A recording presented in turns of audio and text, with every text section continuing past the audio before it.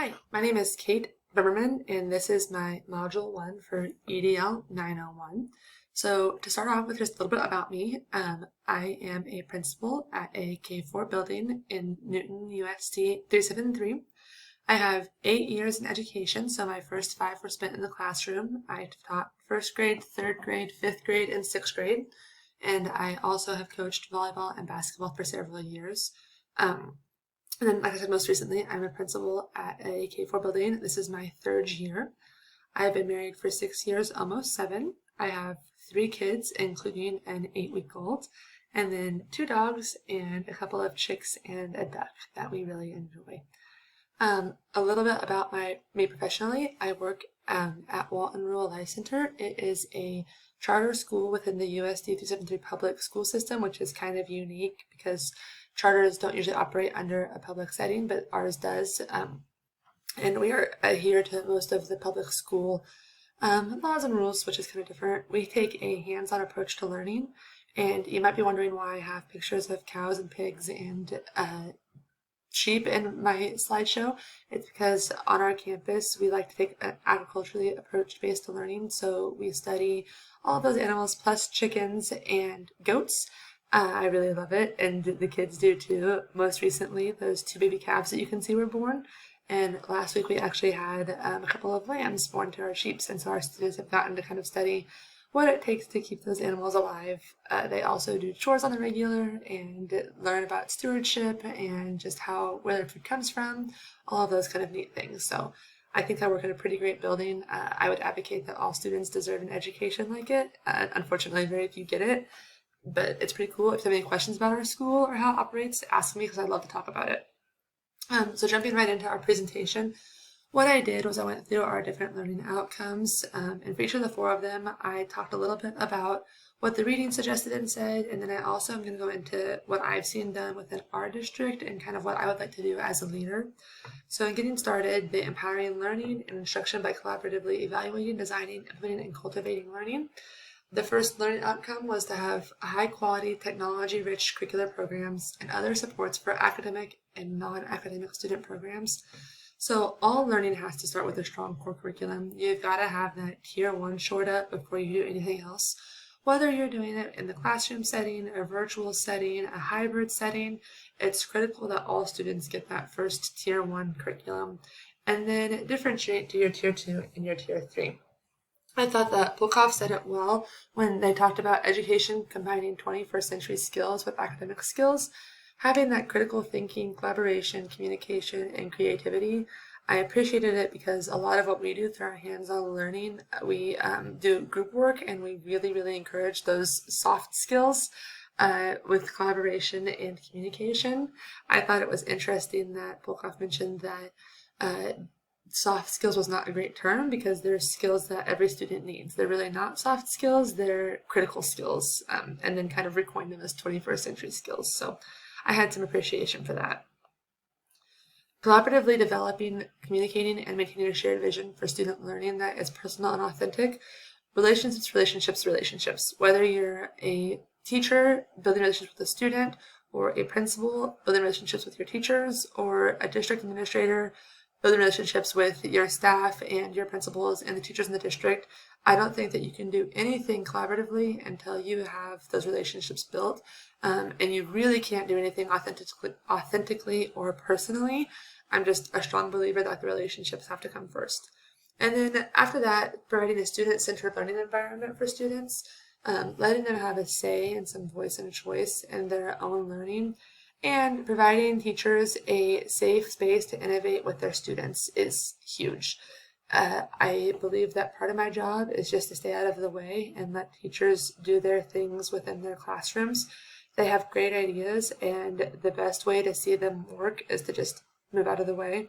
In a student-centered learning environment, students at the center means really getting to know them first, really building that relationship beyond academics, understanding their interests, their passions, and what truly matters to them. As a teacher, I love being able to tie academics into what I knew my students cared about, even if it was something as simple as like Minecraft or all those things that our K4 kiddos love. Next is establishing a curriculum that ensures deeper learning outcomes connected to real-world application, builds 21st century skills, or those soft skills as I referred to them earlier, and maximize student learning opportunities. So again, like I just touched on, having those student-centered learning environments where your students get to actually choose what they're learning about, and then teachers taking the steps to tie it into what the standards are. And then the National Institute for Excellence in Teaching went into 2 core strategies that are essential for successful curriculum implementation that I thought were pretty right on. The first strategy being that school-based collaborative learning is led by trained teachers and it's job embedded and focused on daily classroom instruction. So having those standards and that curriculum embedded within the daily instruction, and then having individual teachers coaching and feedback anchored in the curriculum. So feedback needs to be specific and oriented towards curriculum as opposed to all over the board. And then these strategies are strengthened by using an instructional rubric and protocols that create clear and consistent feedback teachers, which I think can be done well through the evaluation process. Ensuring equity and access to high-quality devices and bandwidth needed to support student learning at school and home. I think this really got started during COVID. We realized how much of an equity gap there was with some of our students when it came to needing to do work at home, and how some of our students really didn't have the ability to do it without the support from the school system. I think providing out-of-school access is huge. Our district had the ability through some ESSER dollars to buy hotspots. So through a student survey and parent survey that we passed out, we were able to determine which students didn't have access to high-quality devices or the bandwidth needed to support their learning. And we were able to provide those with a district-purchased hotspot, which I thought was really neat. Now, did we have some learning curve with the hotspots? For sure. There was a little bit of times when they wouldn't work or we had to go do some troubleshooting, but overall, they provided access to our students that would not have had them. Our district also does a really neat thing. After hours tutoring, we realized pretty quickly that our students that needed the tutoring after hours didn't have the ability to get home, and they typically didn't have devices at home if they did. So we started offering busing, and we saw a 30% increase with our students that needed the support after school to get the support, which I thought was really, really cool. Something so simple is going to help some of our most underprivileged students the most. Along with that, it is important to set clear and aggressive timelines. According to the U.S. Department of Education, if you set those clear and aggressive timelines, providing all students with access to high-speed broadband devices and accessible technology, they can use it when school is not in session, and then districts and schools can conduct those ongoing needs assessments to see to the extent at which students have access to high-speed internet and devices and the quality of that access. Touching back on that last slide, NextLink has also been something that's been brought to our district that is kind of cool. They offer internet to rural communities, and my building actually is in a rural community, and so we got a tower, and it's a broadband tower that when internet goes out, it's supposed to kick on and provide internet not only to our building, but to a 7-mile radius outside of our building, which ends up hitting quite a few of our rural families, which I think is really, really neat. Next is developing a sustainable model for responsive technical assistance that maximizes teaching and learning opportunities district-wide. This I want to touch a little bit on our technology personnel. And so having that personnel at your district level, your administrative level, building level, and then within the community. So for example, in our district, we have an entire department dedicated to technology. It's really not done through our superintendent or assistant superintendent at all. We actually have a technology director. And then under her, she has 2 techs that are able to go to different buildings to help troubleshoot. And then we also have a couple of data management and student support system management employees that help with those systems. So at the district level, we're pretty heavy in the technology department, and we utilize that, I would say, pretty efficiently. We have what's called the help desk, and if you have any issues with your technology, put a help desk ticket in, and typically within an hour and a half, you have an answer to your problem, which is pretty neat. At the administrative level, we do trainings every 2 weeks for 30 minutes on different student management systems and data systems to help support our teachers.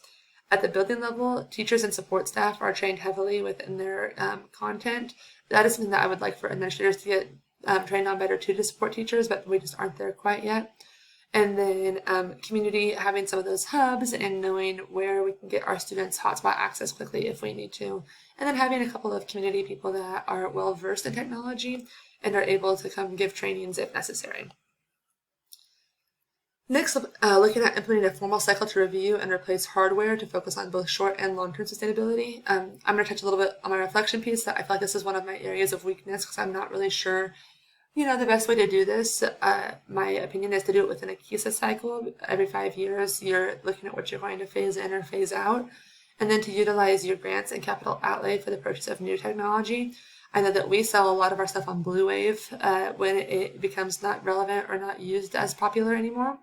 And then we supplement our tech fees through enrollment, and we focus on evidence and where the need is. So an example of that is right now, all of our K4 buildings are 1:1 technology, which is really cool, except for I'm not really sure how relevant it is. I know that our high school has aging laptops, and those students use their Chromebooks daily, whereas our elementary schools, I would say our K2 classrooms rarely need a classroom set of Chromebooks, but they're still 1:1. I would like us to maybe look at that and implement some type of cycle to see if that's really necessary still, and how we could maybe switch that need to hit the high school level. Creating a culture of innovation that promotes risk-taking and empowers all team members in the organization. So first of all, I think culture is something that I have a good understanding of on how to improve, mostly because when I started in our district, culture was kaput. And then COVID hit and culture became even worse. There was a definite divide on, who thought COVID was real and who didn't, basically. And since I started in our district, we've had turnover at the leadership, building, and district levels. And we have put a huge focus on how we're going to build the culture of our buildings and our district back up. I strongly believe that culture is developed over time with small and intentional acts that are done consistently to promote growth within an organization over the long term. I think that having a shared mission, vision, and goals that are developed at all levels and revisited often is huge. When I started in my building, one of the first things I asked my leadership team was, what are our goals? And nobody knew. They had written goals, they had goals within the charter, they had goals within the district, but not a single person could tell me what our building goals were. And one of my first things as a principal was to ditch the goals they had because no one knew what they were anyways, and then to have my team help write new goals.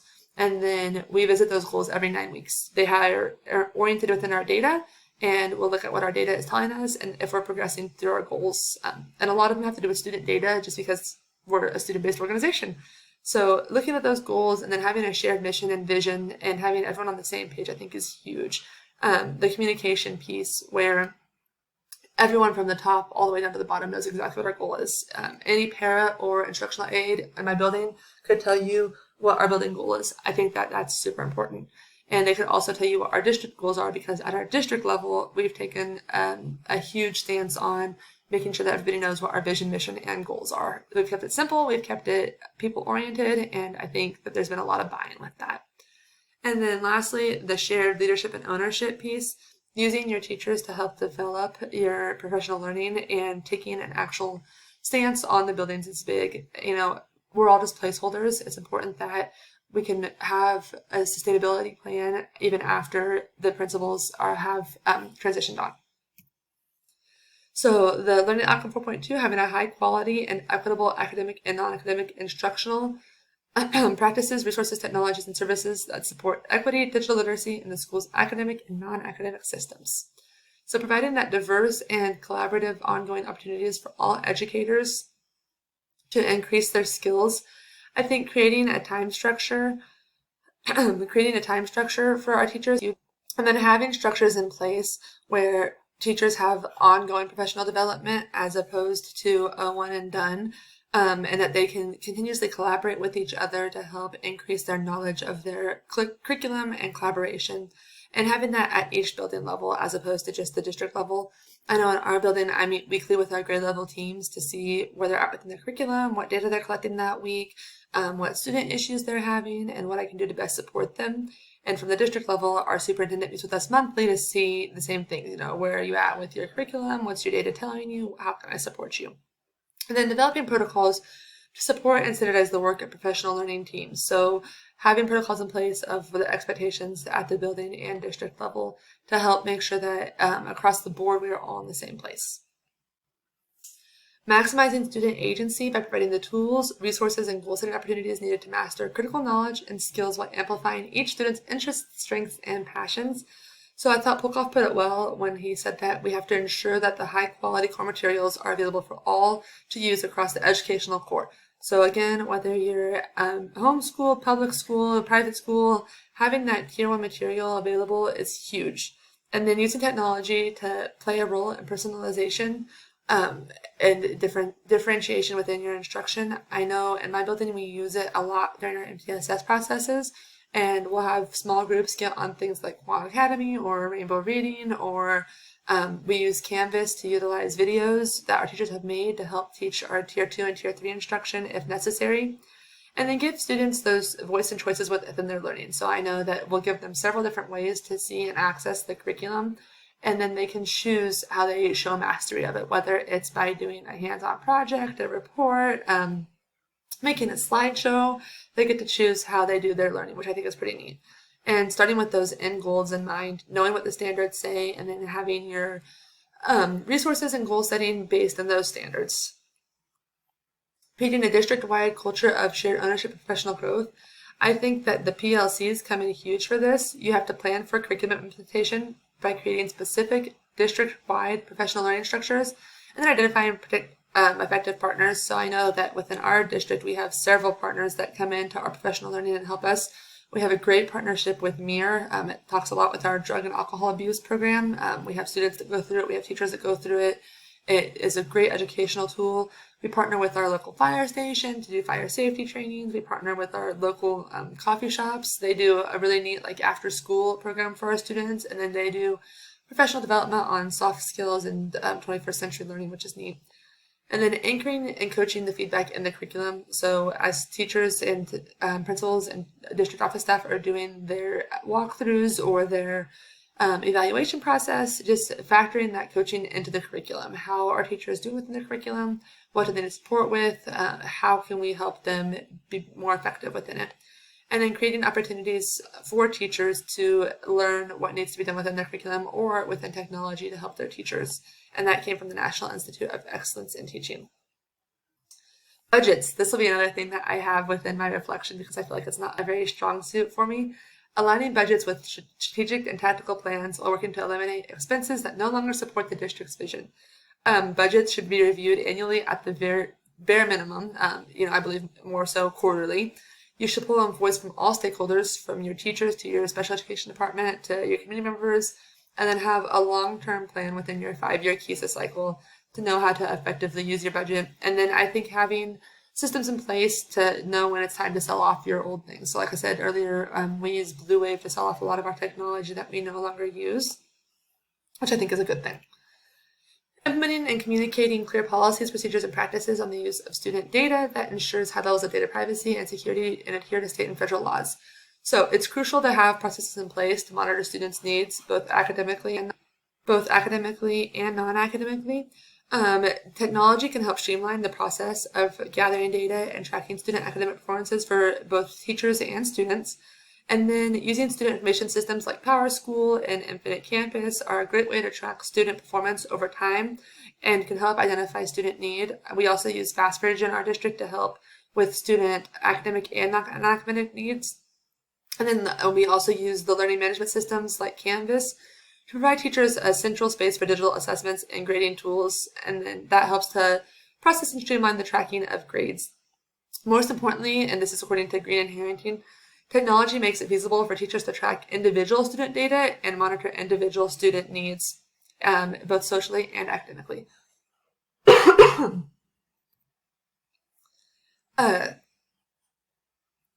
4.3, formal and informal culturally responsive and accessible assessments that support data-informed instructional improvement in student learning and well-being.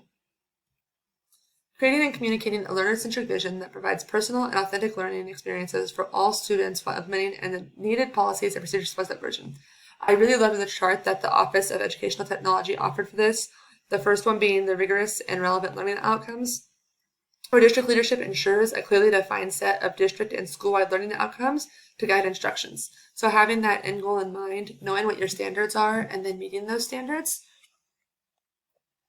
And then also having powerful learning and designs, and where district leadership puts policies into place that ensure that students learn through a diverse set of activities and then designing that combined self-directed learning and collaborative work.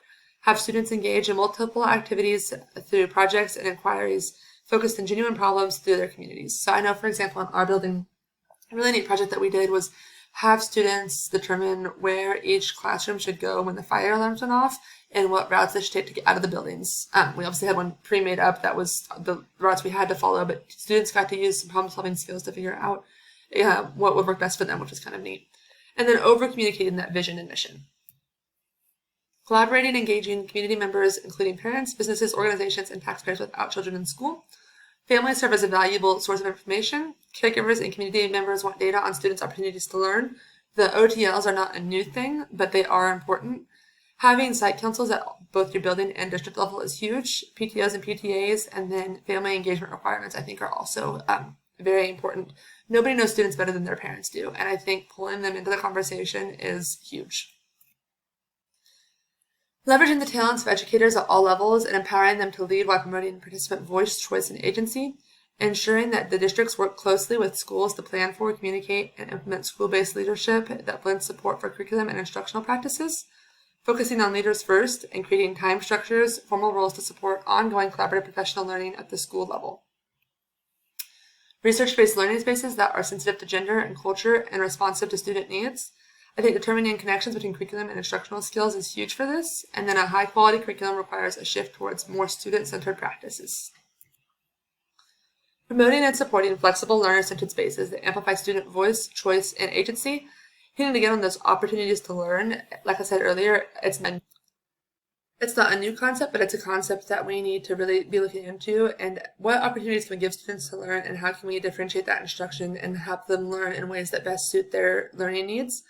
Transitioning from teacher-led learning to student-led learning, and then all teachers supplement their core materials. Many supplement substantially, and anyone that's been in the school system knows that this is true. I have a little bit of an issue with this because you have teachers pulling those tier 2 and tier 3 materials from places like Teachers Pay Teachers or Pinterest, whereas the tier 1 is supported through the core curriculum. I would like to help us find better ways to support those tier 2 and tier 3 learners with some fidelity and validity, as opposed to pulling resources from different places.